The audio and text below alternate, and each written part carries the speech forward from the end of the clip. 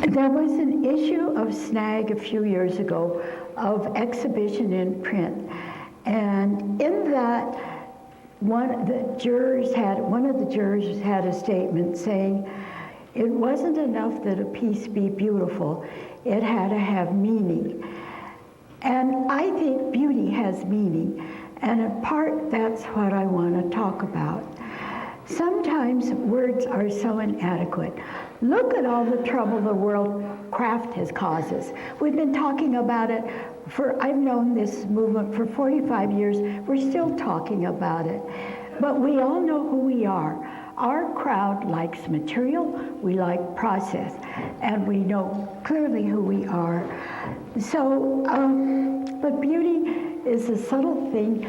You can't really pin it down. There is an exhibition now at the Craft Museum in San Francisco at Fort Mason of old Japanese bed covers made by very poor people who got fabrics that the middle class had worn, and these tatters were shipped to them, and they sewed them all together to try to make a bed cover to be worn.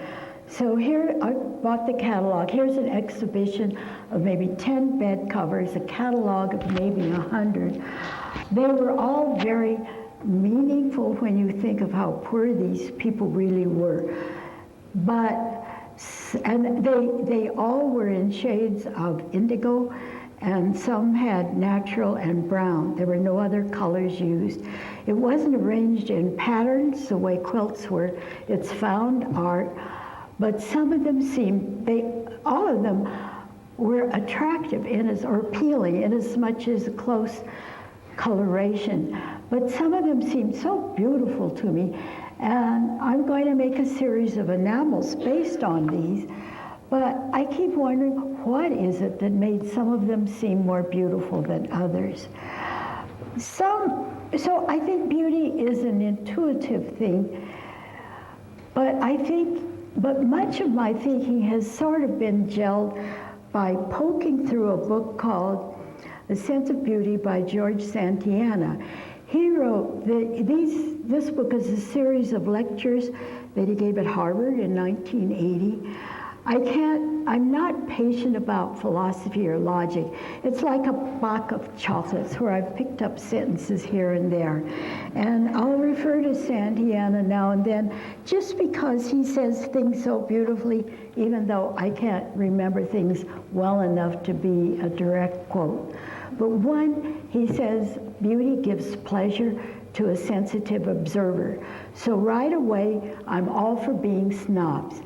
Another thing he says is we need space in our artwork because of the joy of breathing. And I think beauty is life-enforcing in all its aspects of our muscles, our bones, our breathing, our body on earth, our experiences as we go through life, quite aside from other psychological connotations, such as whether we have empathy for the poor people in Japan in the last century or so, or whether it's conceptual art where they use other meanings added to beauty. But I love and am influenced by many of the great abstract painters of my recent past. After all, Dominique and DeMille and her husband built a chapel around Rothko's paintings, non-objective or abstract, whatever you want to call it. They had meaning. I saw an exhibition of them at the Whitney Museum, and the people were standing in front of them as if they were reverential objects. I'm influenced by Joseph Albers. I think you could learn an awful lot about color from just looking at the homage of square paintings. I'm influenced by Morris Louis. I forget all the people, but I'm influenced primarily because of those. I think many of the things we make are non-objective art, but they can be beauty. Most of my vessels leak water, and so I feel I do fine art. But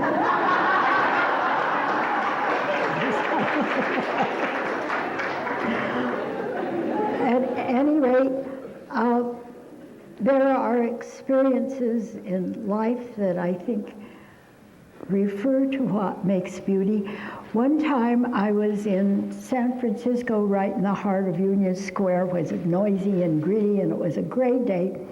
There happened to be a group of chamber musicians playing chamber music, and suddenly hearing this incongruous sound, in terms of where I was, I almost felt a delightful sense of dislocation, of being in two places at once. But it sounded so beautiful. I think they were probably students with a hat out to get a little money. If I had heard them in a concert hall, they might have sounded very ordinary. But there on the street, they were so beautiful.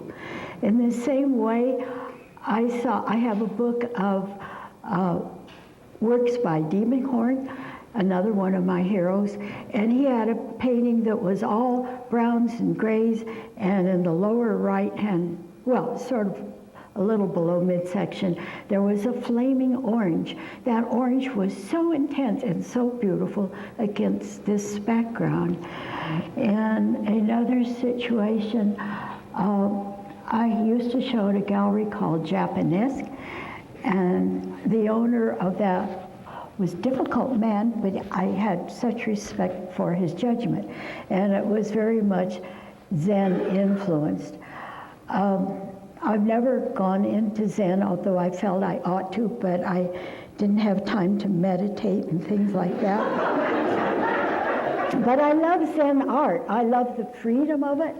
I love the restraint of some of it, and I like I'm very grateful to the tea master ceremonies who have said we can let the material we can let our work carry the spirit of the material, because at no time, when I first started work, you were supposed to have perfect, clean things. And I never had the patience, I never had the interest. I liked the irregular. But in my enameling, I'm always making flaws that I don't want to make, so that's the spirit of the material. And I feel that philosophy of the Japanese may forgive me. But Koichi had a wonderful eye, and I was very proud to be in Japanesque. And he liked a single rose I had in my house. A single tea rose. It was a big single rose. But it was a very damp climate, and it got fungus. But one day I was going into San Francisco from Sausalito, and so it had a rose, and I brought it to him. On the way to him, a petal fell off, and when I gave it to him, I apologized. And he said, "Don't mind." He said, "That'll make it more interesting, because the mind will complete the petal, will complete the rose." In the same way, Sandiana refers to the indiscriminate. In other words, art that isn't completely stated, that leaves, that the viewer has to add to complete it. And in some ways, this may be the most interesting art. And he points out that this art can only be appreciated by those who have the ability to finish it. And I feel the Zen philosophy with this makes a great deal of sense to me. When you drive along, suppose you're in England and you're driving along a country road, which we once did, and you pass stone walls, but there's an archway in it, and you want to see in that archway. You're sure it's a beautiful garden. It may be rusty old farm equipment, but you imagine it to be. And I'll talk more about vessels a little later on, but I love things where there's nice things inside, where you can exploit the inside and the outside. So there are other things that Sandiana says that I'll probably forget. his book was meant to refer to life, not just art, but I read it through visual art ideas. And he talks about the golden shoots that spring from past and forgotten experiences, and those are the things we pray for. But I heard a professor, actually he was a retired provost of a university, who'd been an English professor, who used the same sentence in referring to his students, who he sowed the seeds and they later were his blossoms. So I'll forget lots of things of Santa, but to be a little systematic about it, I majored in English because I was encouraged to write. No one ever encouraged, well, one junior high school teacher sort of suggested I might want to go into art, but I hated writing, and I realized after 3 years of college, I was headed for teaching English, and I'd always loved art. I liked design too. So I went to Pratt Institute because their brochure said that they could place 80%, they placed 80% of their students. I couldn't believe anyone would hire me for my art, but I guess I thought if they could, I could. I didn't graduate from art because my father felt he couldn't go on forever paying tuition. But I did get a job through art, through the school. Someone called in wanting an assistant in designing soap and cosmetic packaging for a company that was owned by American Safety Razor. And it turned out to be a swell job. I was paid below the factory minimum, and I worked for a very elegant woman who I loved, and she was determined to turn me into a lady. I was a grubby art student, and our offices were so beautiful on Fifth Avenue between 52nd and 53rd, and during our lunch hour she'd take me into all the fancy places, Saks and every place else, and we did high-end cosmetic packaging and soaps for other high-end cosmetic companies, and you know, Helena Rubinstein and stuff like that. And so she showed me all the fancy clothes, and then she took me down to the wholesale hat district and taught me how to make hats. I never wore hats, and I made a hat that had gray satin silk stripes on it and roses, and I don't think any of my classmates would be caught dead wearing it, and I don't think I ever wore it, but it was such fun to make it. And I learned to love clothes, and I never had been, well, I used to make a lot of paper dolls for my sister, but I still love clothes, but I'm not interested, but fashion is temporary. And I think it's well to separate the two in knowing what you want to do. I wanted to make something that was not, I want to make something timeless, not in style. And I think having known what fashion is, and I was in time able to design my own packaging and things. And then when our country got into World War II, you no longer could use a lot of products for luxury items, and so my job ended, and I did printed textile design, and I also worked in the display studio that made Macy's Christmas windows, animated Christmas windows, and that was really fun. So then I got married, and my husband was in service, went to Baltimore, did department store displays, later went to Chicago, got a couple of kids, then we moved to Brazil for a year. My husband, incidentally, was a mechanical engineer who specialized in building cyclotrons, linear accelerators for basic atomic research, and he was with the University of Chicago and Yale in Brazil. And he had a lot of technical knowledge that did help me in especially the electroplating, and he often set up equipment for me. So after we came back from Brazil, I stayed with my parents and the children while he tried to get a job. And one of the women had taken an enameling class at the Denver Art Museum that had been taught by someone who had gone to study with Kenneth Bates. And I was immediately fascinated. Partly, I like techniques that are indirect. I can't paint. It's too easy. I need something, I need obstacles as I work. And I also love the fact you put something in the kiln, you take it out, and it looks different. Not as different as ceramics might, because the enamel doesn't go through the chemical change that glazes do, but still there's a transformation, and there's still, all these years later, almost 48, in the change of the enamel, it's cloudy in the beginning, it gets more, I work almost entirely with transparent enamels because I like the light going through. If I use opaque enamels, it's to be a contrast to the enamels.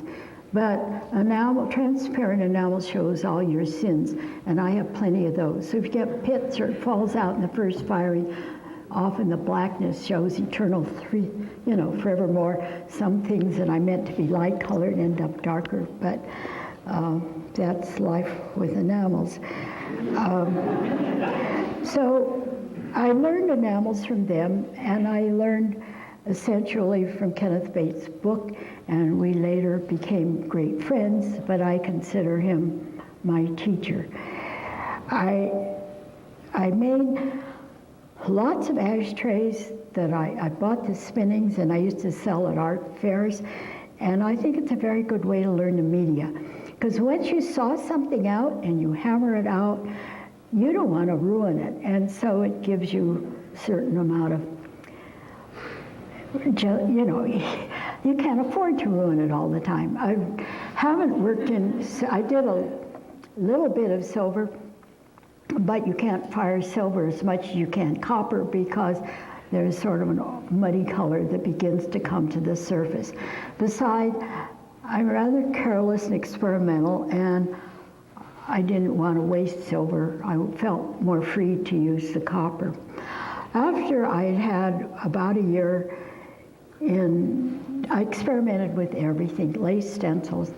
But when I was first taught enamels by my friends, they were 4 housewives who sat around a card table, I was a little frustrated by the granular structure of the enamel, and I happened to love a linear quality.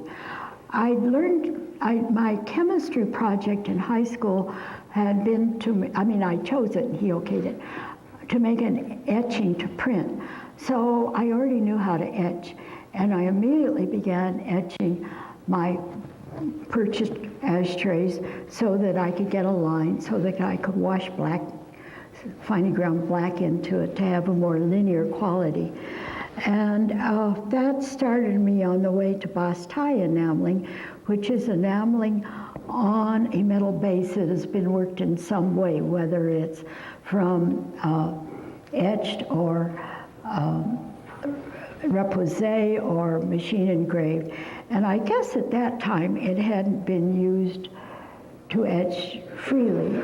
I got a book on etching and experimented with all the techniques, with rosin and stuff like that and soft ground. So by now I'd gone through all my ashtrays, and I started to hammer out things, and I etched them and I enameled them. And by then we moved almost every year and a half in the early days of my marriage, because my husband was restless. He'd finish a machine. He didn't want to be a nursemaid to any cyclotron, and so we'd move. So, also, when we moved to Sausalito, this was after when he finally decided where to settle down, he had me come out to see if the house that he wanted to buy in Sausalito was okay. He didn't have a job. And Our house looks on, it's a small house, but looks out on the bay. I never could believe I'd be that lucky. So I went back home, he called me up, and he said the mortgage company had okayed our mortgage, and he had an interesting lead on a job at Yale. I said, "You're kidding." He wasn't kidding. He did take the job at Yale, but the cyclotron was being designed in Berkeley. And Berkeley at the University of California was going to build a machine, and so was Yale. So for a year he commuted. I lived in Sausalito, and then we moved to Connecticut, and we lived in the country there for a year. My husband had a lot of ideas. He was a very creative man. He wanted me to use acid-resistant photoemulsions in photography, which would have been something at that time. Not many people were using it, but it wasn't a vocabulary I wanted to use. But I decided I did want to use electroplating originally to make my etching deeper. But then one time he brought me some very thin foil. It's thinner than you use in tooling that you get from a hobby shop.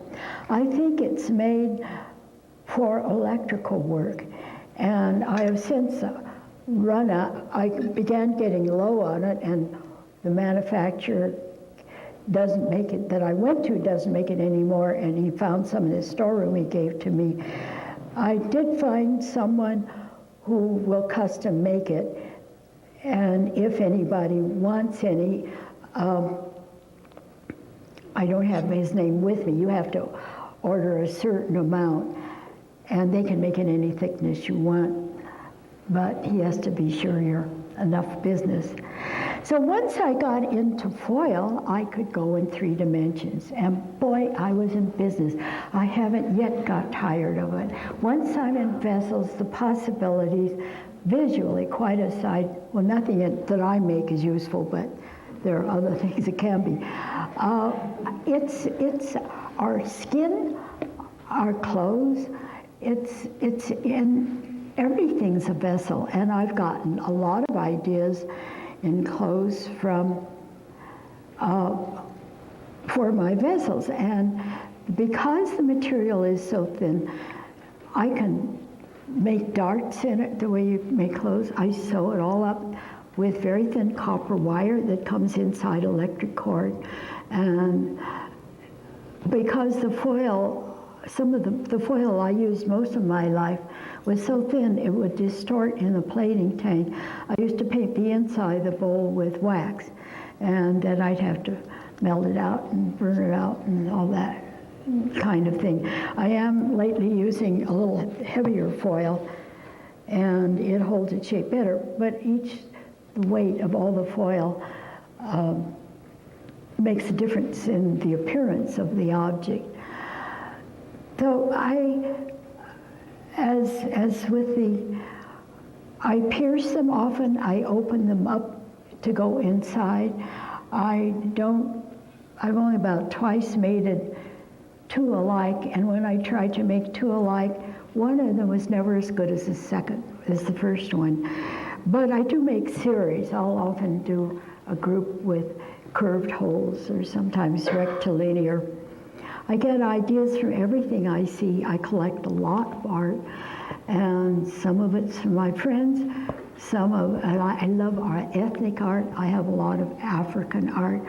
I also love ancient art. I have some ceramic vessels from the Han Dynasty. They weren't terribly expensive. They were all simple, a wine bowl, and some bronze things from the 14th century. But all of these are simple, and maybe because they weren't figurative, they weren't so expensive. They all show signs of erosion and glaze, and that sort of softens them, and I love them. And I also like the feeling that there can be an affinity between what people made so long ago that I can still find beautiful, and maybe our work too, other people will find beautiful. Ewan, I forget his first name, Connell, is an author, and he wrote a book called The Connoisseur, and he's a collector too, because I've seen him at Indian auctions. And he said the collector, the spirit of being a collector goes back to primitive times, where people would want a part of other people. I don't know, maybe they were cannibals and ate it, but anyway. Also, you want part of the spirit of the people from before. And that is really why I like this stuff of all different ages in my house. Now I'm too old to want to travel much. Once I'd seen things, I really wanted to stay home and make them. But I feel I love being in among all these things. So, and my work is certainly influenced by it. I hate fake patinas, but the softening, I have a very eroded brass container from China from something. But the erosion softens it and makes it more interesting to me. So I'll talk about my slides, and I'll be glad to answer any questions that any of you may have. So, does someone want to turn on slides? Oh, it's there. Well, these are a few shots of my house, and you can't see that figure, but it's from Borneo, and it's, of course, very big. And that chair is an African chief's chair. So, and swell every time of day. Worse at the midday when everybody comes. And I have enough, and I keep wanting more. And maybe greed keeps you young, I like to think. Listen to early, well, this is, I hope it's focused. It's a design. I just found a piece, living in Connecticut, there was some branch, a piece of bark that had fallen off an elm tree that had a bug had eaten. And so that's just based on that. This is, I think that was the bottom of a river bowl. I just sat by a river and copied it and painting it in asphalt varnish, and then I enameled it. It's not a terribly good photograph of it. This is beginning electroplating already, and I made a bunch with electroplated drawing. In other words, I had a piece of copper, I painted it with asphalt varnish, I drew lines in it with a sharp point, and it plated over the sharp lines. I covered it with white enamel, and as I fired it, the enamel flowed off the high points, and so the higher points were black. And I've used it through the years, not a lot, but sometimes. This is the works, and I think Marcella Bendon of Seattle bought it many years ago. It's etched and it's plated and enameled. And in that, the inside design, I was influenced in this period by patterns in ethnic art. That design came off a shield of some kind. This again is that drawing. My husband brought home some of the mechanical drawings for parts of the linear accelerator to use as wrapping paper, and I just love them. I've always liked engineering drawing. As an industrial design student at Pratt, I learned how to do it. So I just copied these drawings, and again, I made a series of them. Again, the enamel flowed off some of the highlight. This is a kimono bowl showing my Japanese influence. It's both etched where you see the yellowish part and electroplated. So it's a spinning, and I plated on this spinning. This is the same thing, except I ground all the spaces that I electroplated down flat to be even with the enamel. And this again is Japanese influence. I think that's a common symbol of tofu that means happiness, I think. I forget. That is something that has the works. It's etched, and then I enhanced. When you make an etching for print, you can etch it, and then you mask out certain parts you want to be lower. You want to be fainter, and then you etch a little more deeply lines that you want to be stronger, that will hold the ink. So this is doing it upside down. I etched it first and then masked out everything except certain areas I wanted to be raised. I found when I did it, if I raised it too much, I couldn't enamel it thickly enough to cover it. But I did this to sort of give it a feeling of more depth when you see it. Now I'm working in foil, and I've left out quite a few years. It's a lot of enamels in all these years. I did a raku on that. This is a foil bowl that I gathered and sewed. I put enamel on rather skimpily on the outside, and so it did burn off the high points. And I got a knot gesture when I don't want anything changed. But I have a big canning pot that I fill with acanthus leaves, and while the piece is red hot, I quick put that pot on top. It doesn't work with a smaller piece because I can't get the smaller piece covered enough. And the reason I use acanthus leaves is because they're so big, they'll stay in the pot and not fall out while I put it down. But it's fun because you don't always know how it comes out, and you can always do it over if you don't like it. This is iron plating now, and I set up an iron plating bath. It isn't hard to do. If I want it to stay gray, I paint it with, that was painted with a dilute solution of linseed oil to keep it from oxidizing. I now use something that's not quite as sticky as linseed oil that's made for protecting wood. It's called Watco refinishing oil, I think. This has iron plating on part of it, and I think I got the idea for this from a jade spearhead, maybe from New Guinea. I have lots of books on ethnic art. I get ideas easily from things I see, and books are practically the only extravagance I don't feel guilty about.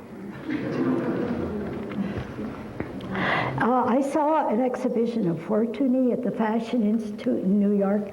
I'd never known about their clothes, and I flipped, and I just loved them. So I've been pleating things, I think, before that. Maybe I had, I forget. But this is, Fortuny also used brocaded silks with wonderful colors, and you weren't allowed to photograph because there wasn't allowed enough light, wasn't damaged to silks. But I did a series of Fortunini enamels, and this is one of them. And again, it's on a spinning with the raised lines electroplated. This electroplated cloisonne, again on a spinning. I painted it with asphalt varnish, drew the cloisonne lines. I can't stand to do regular cloisonne because I just don't like working small. I can't do all the metal work that all of you do, but I think we all have a certain scale we're happy in. So in this case, the lines were plated, they stayed in place, but it took me forever to lay it in. Then after it was all enameled, I had to grind it all evenly down flat. I used a C Kratex wheel on wax it. And this I now have something that blackens copper. I used to go nutty trying to blacken copper with liver of sulfur, but now I have something that the company's gone out of business, but I'm told other companies have silver things. It's a blackening for copper and brass that you can use cold, and you can reuse it by beefing it up a little.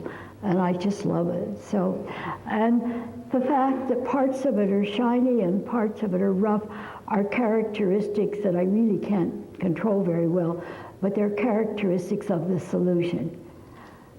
Let's see. Am I getting so you can't hear me? No, you have 20 minutes. I have 20 minutes. Yeah, I'll do it now. This again is a plating. That design I sort of got from African headdresses. I think it was Benin. This, again, I was experimenting. However, the curved lines made so many tensions in the metal that often when it cooled, it broke apart. So I only did about 3 of those. This is again a raku. I still have that. This again, I used my husband's, the mechanical drawings for the accelerator in a box. Those were hard to sell. People were not interested in boxes. But Arpin Carpenter, who is Espinay, made a beautiful box. And I kept a couple. This is silver plated. In those days, I did my own plating, and now that my things sell for more, I have them plated. And believe me, his plating is better because this piece in time is, my plating was so thin that it's gotten darker and so forth. But just to say about silver, it'll always tarnish, but mine tarnished faster. But the good plating you can polish, fine, you couldn't much. This is without the enamel, just a gold on this end. And this is all working with opals. I'm going to do a lot more with opals. Okay. I tried to do more that were cut like that, and they just would look beautiful coming out of the kiln, and then I'd hear them crack, crack, crack. So I guess I was lucky to get that one. Somehow, as the metal expands and contracts, it needs to be held in position. I've tried wiring them, but anyway.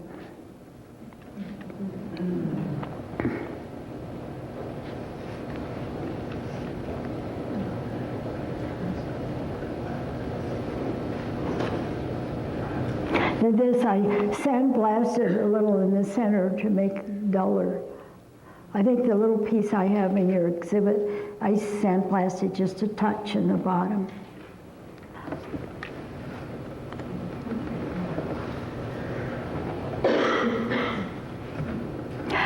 Joseph Albers' color, I just think if you want to learn about color, get his homage of art. So this is an homage to Joseph Albers, even though I didn't see. I mean, I should know. In this case, I wrapped that very thin wire I sew with, and it's a little thinner than ordinary sewing thread, on the outside before I plaited it. So the wire was plating, you know, the whole thing was being plated.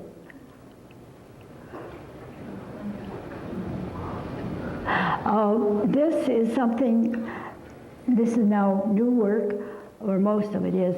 I wove that around the top of that same very thin wire. You can put it through the eye of a needle and sew it. It gets, you know, kinky and crisp. But plating doesn't plate evenly. Plating plates more heavily. I think of it as if a wind is going through, and the pieces that the wind hits will get plated more. So the inside and lower things are plated less. And since then, I made a basket in that technique, and we'll probably make a few more. It's slow going. Well, this is an older piece. The top and bottom are sandblasted to make it more of a contrast with the middle. Okay. I based this, Herman Younger has a book on spoons, and so I just loved it, and this is based on a spoon, but it's a wall piece. Nobody liked it but my daughter-in-law, so I gave it to her. I'm very interested in working with gravity in my bowls. Let's hold this for a minute. I put the white on the bottom in the hopes it might give it a feeling of it floating a little bit. I'm very interested in questions of gravity and substance. One time, Oh, when my present gallery owner was in my studio, and I love dark colors. I like all kinds of colors and subtlety, but I do have a tendency to go dark. I love indigo and brown. And he looked at the bottom of the bowl and he said, June, it's so dark down there. Why do you do that? And I said, I want it to look deep, deep, deep. And he picked up something I had that was light blue, and he said, all these are transparent. But what if it's this color and it reflects the sky? Isn't that nice? That's nice too. It's a win-win situation. But I am interested in these questions in doing vessels. It's a part of our universe. It's a part. If you see a painting that's out of balance, you don't think, oh, I'm so afraid I'll fall. But the fact that you are afraid of falling deep in your subconscious makes you not like the picture. So those things I meant to say earlier. Okay. This is all iron plated. Yeah. A different one, but it's going to look a lot. I'm sandblasting more too. And this is a combination of iron and the blackening I use, the matisse from Pritchett. Now that I don't know if it shows in the projector, but it's very granular. It's in my show in New York now. And that is the result of the fact of my plating bath at that time. Since that time, I have gotten a new bath, and a friend of mine put a circulating system in the bottom of the bath, and it plates so much better. I get really good plating from it. But there were times when I liked the texture. You know. That's silver plated. Pinky shears.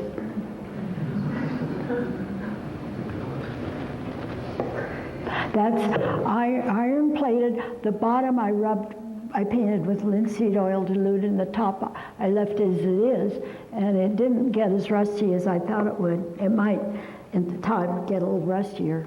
I still have that. Most of these are all recent.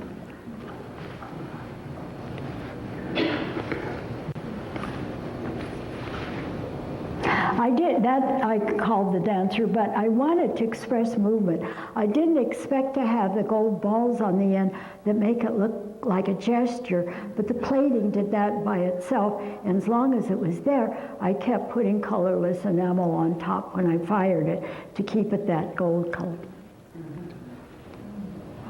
Oh, hold this a minute.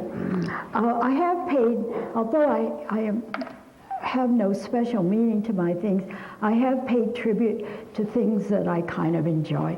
And one of them is, one of the first pieces in my exhibition in the catalog is an enamel based on an olive oil can, because I lived in the village, among Greenwich Village when I was going to Pratt, among a bunch of Italians, and I loved their kind of easygoing, friendly, spaghetti kind of thing. So, but this is sort of dedicated to, I have only one grandchild, and he's now 21 and a senior in the Rhode Island School of Design, but he's a snappy dresser, and he had these pants that, you know, drag on the ground, drape all around, so I made a series of those.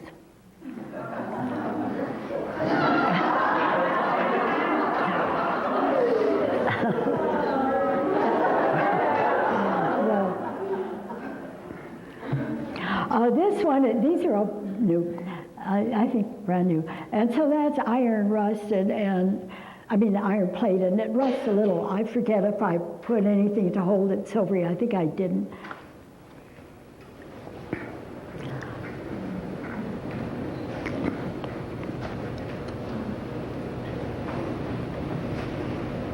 That is commercially silver plated and dipped in the same stuff that I used to make my copper black. My teak by Mitchell Bradford, and maybe smart people on computer know how to find comparable one. I know there are blackening solutions you can paint on. Whether they're ones you can dip in, I don't know.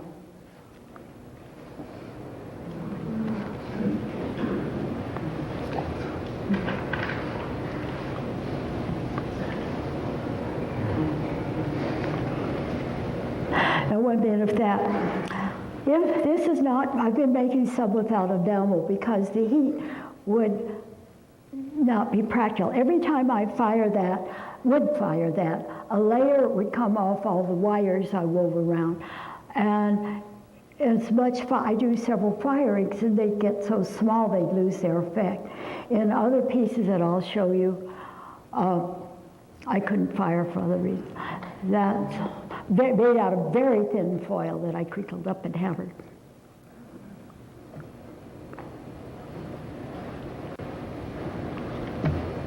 This is made out of such thin foil that a friend gave me a sample of that it tore as I sewed, but each foil has a different quality. And so this again. So those last two don't have any enamel. I think this is the last one. Let's see. Is that the end? Yeah. So I'll be glad to answer any questions. I was wondering what the scale of your pieces are. Are they huge or small or a whole range? I'm really quite hard of hearing, so I need some. Right. What's the scale of your pieces? About the highest go 11, 12 inches. And they have to be small enough so I can lift them in and out of a red hot kiln. But I have a fork my husband made for me that levers against my elbow, so people are surprised I can fire them, but the reason I can is for the tool. How much do they weigh, approximately? How much do they You know, weigh? I forget, maybe 3 pounds or something, or maybe not that much. And of course they vary. You know, there are a lot of variation in size, except I don't like to work little. And I can't get my hand in to sew them. I can't make a bottle for them because I have to get my hand in to sew it and get my hand in. All my enameling, most of it is sifted. Yeah. What type of metal is used for the wire that you use? It's copper wire. It's the same always because I don't want any metal alloying and melting out on me. And I just get it inside ordinary electric wire. What is the thickness of your foil? What is the thickness of your foil? You know, I don't know. I think it is 1 ounce per square foot. And when I order it, I send it, because my husband gave me a sample, I mail a scrap of it when I want to reorder it. But I bought it in rolls this wide because that I felt was more economical. But now he doesn't make it. But they'll make it to order if you order enough or you're rich enough. Yeah. But I think it's about 1 ounce per square foot, something like that. And I'll be glad to send anybody a sample that wants it. Any other questions? No, I think that's it. Okay, thank you. Thank you so much.